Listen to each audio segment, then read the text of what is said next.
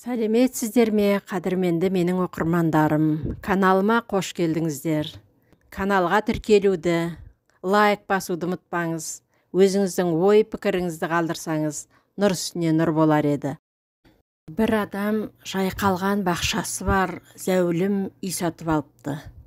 Жанындағы ескі үйде тұратын көршісі бұның бақытты өмірін көре алмай, күнде қақпасының алдына қоқыс толы шелегін тастап кетеді екен. Осы оқиға бірнеше рет қайталанады.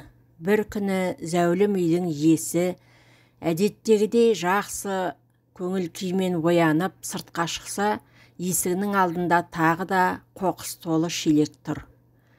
Жылы жымиған жақсы адам шелекті алып, қоқысын төгіп, ішін жуып, бақшасынан ең әдемі алмаларды теріп, шелекке толтырып, көршісінің үйіне беттейді.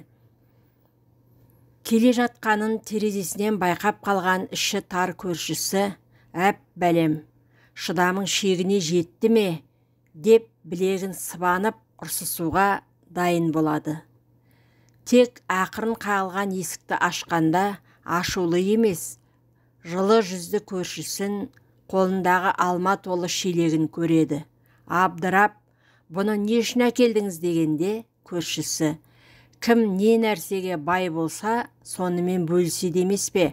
Алыңыз» деп алмасын ұсыныпты. Иә, жұмыр жердің бетінде бәріміз бір-бір шелекпен жүрміз. Ол шелекпен не тасып жүрміз, бір Құдайдың өзі біледі. Жамандық па, жақсылық па, адалдық па, арамдық па, өсек пе, өнеге ме, өтірік пе, шындық па, шаттық па, мұң ба. Шелегіңіз жақсылыққа толы болсын. Іштарлық пен көре алмаушылық ең жаман әдет. Есіңізде жүрсін.